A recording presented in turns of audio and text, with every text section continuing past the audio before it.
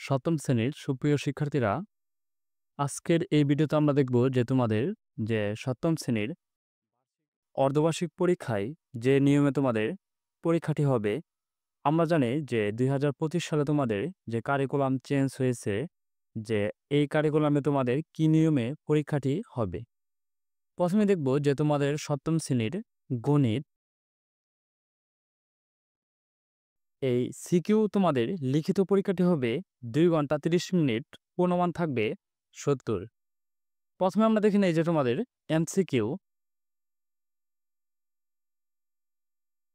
প্রথমে দেখে নিই আমরা এমসিকিউ সপ্তম শ্রেণীর গণিত বহুনির্বাচনী প্রশ্ন। তোমাদের এখানে থাকবে 30টি প্রশ্ন, 30টির মধ্যে তোমাদের 30টি প্রশ্নই দিতে হবে। সময় থাকবে হচ্ছে 30 মিনিট, পূর্ণমান হচ্ছে 30। এখানে তোমাদের 30টি প্রশ্ন থাকবে। এই সবগুলো তোমাদের টিক চিহ্ন অথবা তোমরা বৃত্ত বরাট করেও, এভাবে বৃত্ত বরাট করেও তোমরা দিতে পারো, অথবা টিক চিহ্নও দিতে পারো।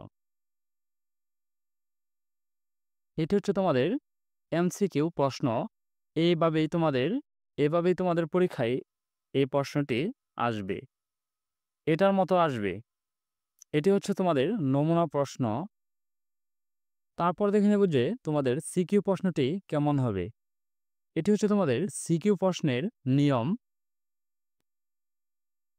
প্রথমে থাকবে ক বিভাগ, 2 ঘন্টা 30 মিনিট তোমাদের এই লিখিত পরীক্ষার সময় থাকবে, পূর্ণমান থাকবে 70। প্রথমে থাকবে ক বিভাগ,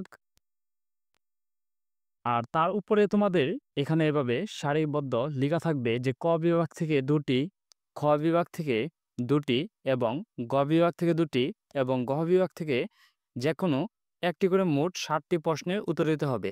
এখন দেখো যে তোমাদের বলা হয়েছে ক বিভাগ থেকে 2টি।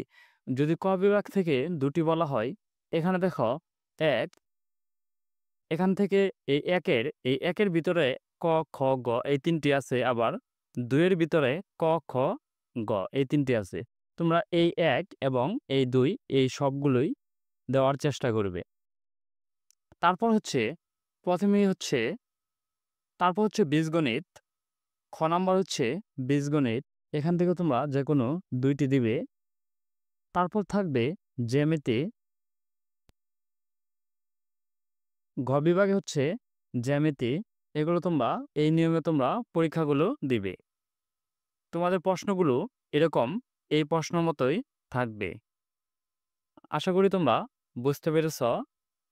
তোমাদের প্রত্যেকটি নমুনা প্রশ্ন, তোমাদের প্রত্যেক সাবজেক্টের নমুনা প্রশ্নগুলো ভিডিও দেওয়া হচ্ছে। তোমরা চাইলে প্লেলিস্ট থেকে অথবা পূর্বের ভিডিওগুলো দেখে নিতে পারো।